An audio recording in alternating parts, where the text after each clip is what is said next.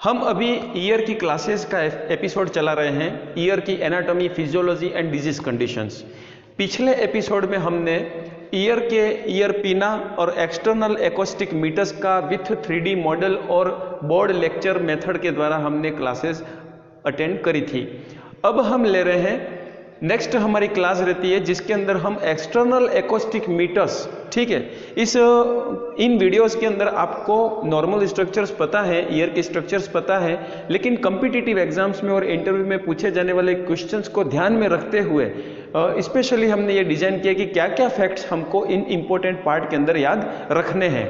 जैसे कि external acoustic metres के अंदर क्या क्या क्वेश्चंस बन सकते हैं, ठीक है। जैसे एग्जाम्पल के लिए एक्सटर्नल एकॉस्टिक मीटर्स का दूसरा नाम क्या है, ठीक है। इसकी लेंथ कितनी होती है, इसमें कौन कौन सी ग्लैंड्स होती हैं। एक्सटर्नल एकॉस्टिक मीटर्स में सीरोमिनस सीबेशियस ग्लैंड का क्या रोल रहता है, पैरोटिड ग्लैंड का क्या रिलेशन है, क्यों इन्फेक्शन जल्दी हो जाता है, ठीक है। और इस्थमस क्या है, एक्सटर्नल एकॉस्टिक मीटर्स के अंदर भी इस्थमस होता है, ठीक है। ये चीजें क्या है, इनसे रिलेटेड हम इसमें डिस्कस करेंगे।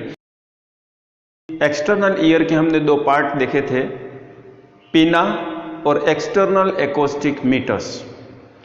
पिना जो है फाइब्रोकार्टिलेज से बना हुआ फ्रेमवर्क है, कवर्ड विद स्किन।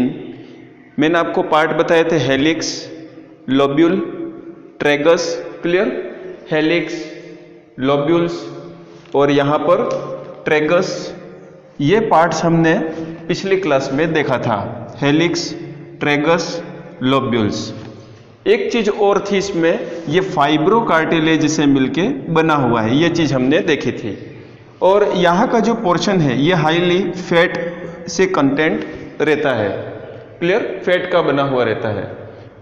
आज हम देखेंगे डिटेल एक्सटर्नल एकॉस्टिक मीटर्स।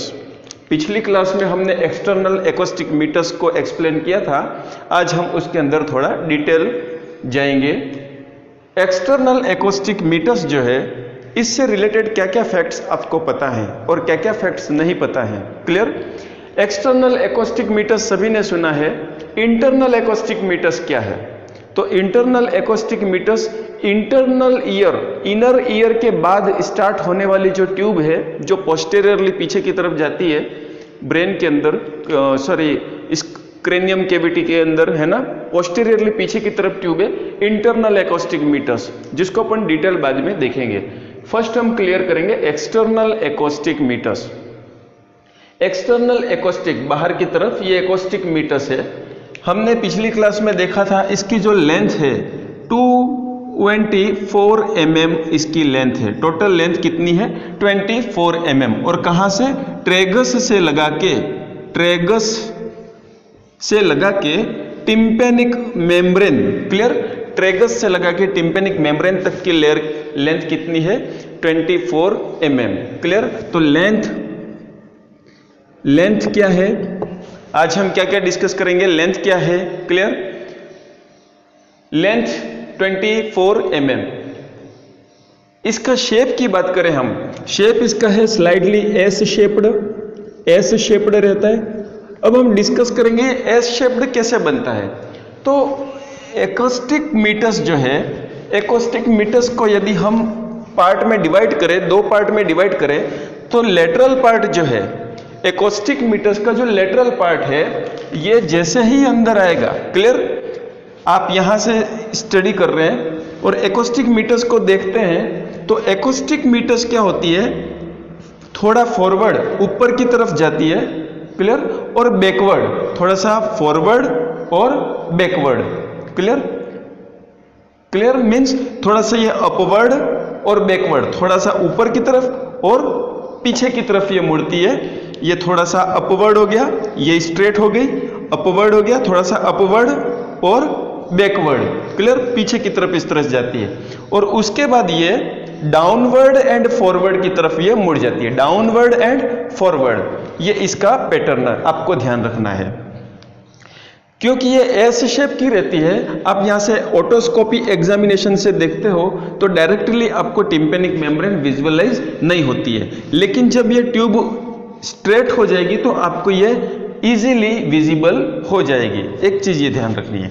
इसके बाद दूसरी चीज ये है कि जो एक्सटर्नल एकॉस्टिक मीटर्स है, इसका हमने कल डिस्कस किया था कि 1/3 जो है 1/3 फाइब्रो कार्टिलेज से मिलके बना हुआ है और 2/3 पोर्शन इसका जो है ये 2/3 पोर्शन बोन से मिलकर बना हुआ है। इसके सराउंडिंग बोन है और 1/3 के सराउंडिंग क्या रहेगा, फाइब्रो कार्टिलेज। क्लियर। एक चीज और ध्यान रखिए, जैसे कि ये टोटल 24 mm है तो 1/3 मीन्स 8 mm जो है ये फाइब्रो कार्टिलेज से मिलके बनी है और 16 mm जो है 16 mm लेंथ की जो ट्यूब है laterally 8 mm tube is made up of the fibro cartilage and medially 2/3 means 16 mm of tube is made up of the bony tissue. Clear? ये चीज ध्यान रखनी है। नेक्स्ट एक चीज हमने यहाँ पे देखी थी, कल 2 ग्लैंड्स देखी थी। क्लियर। पिछली क्लास में हमने 2 ग्लैंड्स देखी थी। अब यहाँ पे क्या रीजन रहता है, जो लेटरल पार्ट है यहाँ पे कुछ कुछ जगह पे कार्टिलेज एब्सेंट रहता है, कुछ कुछ जगह पे कार्टिलेज का क्या रहता है, गैप रहता है, और कुछ कुछ जगह यदि कार्टिलेज का गैप रहता है तो ये ट्यूब यहाँ पे डिप्रेशन बनाती है। क्या बनाती है, डिप्रेशन। और इस डिप्रेशन के होते हुए यहाँ पर माइक्रो ऑर्गेनिजम्स के यहाँ पर लॉजमेंट के लिए इनको स्पेस मिल जाता है। और दूसरी चीज ये रहती है कि यहाँ पर हेयर्स भी रहते हैं। क्लियर। और इसी कारण से lodgement of the mycobacteria pathogens का लॉजमेंट यहाँ पर ठहराव रहना ज़्यादा हो जाता है और इस कारण से यहाँ पे इन्फेक्शन के चांसेस बढ़ जाते हैं। लेकिन नेचुरल डिफेंस क्या है, नेचुरल डिफेंस ये है कि इसी जगह पर क्या रहता है, सीरोमिनस और सीबेसियस ग्लैंड पाई जाती है। क्लियर।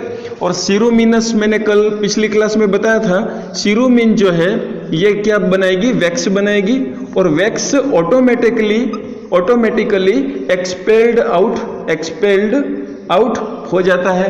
क्लियर। ऑटोमेटिकली ईयर के मूवमेंट से, मेडिएबल मैक्सिला मेडिएबल जॉ के मूवमेंट से ऑटोमेटिकली ये वैक्स बाहर आउट हो जाएगा। नेक्स्ट इसमें क्या है, सीबम है। सीबम के अंदर क्या है, सीबम सीक्रेट करेगा और ये सीबम एक तरह से क्या है, ऑयली सब्सटेंसेस है जो कि लुब्रिकेशन प्रोवाइड करता है। आगे बढ़ते हैं, हम एक्सटर्नल एकॉस्टिक मीटर्स में जाते हैं। यहां पर एक स्ट्रक्चर और आपको मिलेगा, parotid gland.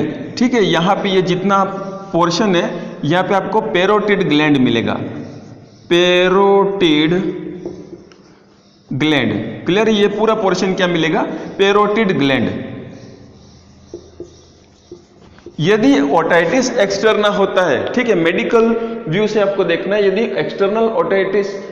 External acoustic metres के अंदर या ओटाइटिस एक्सटर्ना होता है तो ये इन्फेक्शन पैरोटिड ग्लैंड में क्या कर सकता है, बढ़ सकता है और पैरोटिड ग्लैंड में इन्फेक्शन हो जाएगा तो पैरोटाइटिस हो जाता है। क्लियर। मम्स जैसी डिजीज कंडीशंस में ये होता है। अब जैसे ही हम एक्सटर्नल एकॉस्टिक मीटर्स के अंदर आते हैं, एक्सटर्नल एकॉस्टिक मीटर्स के जैसे ही अंदर आते हैं तो ये जो पोर्शन है 2/3 पोर्शन में से यहां से लगा के 6 mm तक का जो ट्यूब है, ठीक है, 6 mm तक का ट्यूब मींस 6 mm इधर और 10 mm इधर, टोटल 16 mm है, 6 mm इधर 10 mm इधर, मींस यहां का जो 6 mm ट्यूब है, इस ट्यूब की लोकेशन अपन कैसे बता सकते हैं,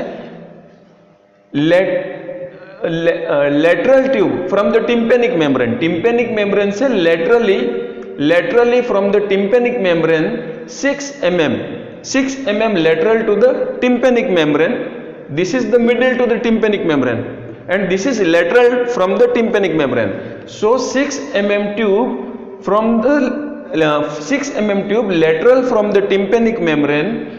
This tube is slightly narrow, this tube is slightly narrow. ये ट्यूब थोड़ी सी क्या हो जाएगी, नैरो हो जाती है। इस ट्यूब का क्या होता है, डायमीटर कम होता है और डायमीटर इस ट्यूब के कम होने के कारण से,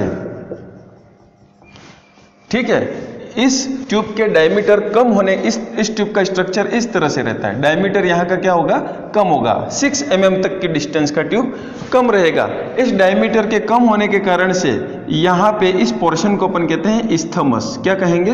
इस्थमस। इस्थमस यूट्राइन ट्यूब के अंदर भी होता है, इस्थमस एक्सटर्नल एकॉस्टिक मीटर्स में भी होता है। क्लियर? नैरोइंग ट्यूब को हम कहेंगे, नैरो ट्यूब को हम कहेंगे इस्थमस।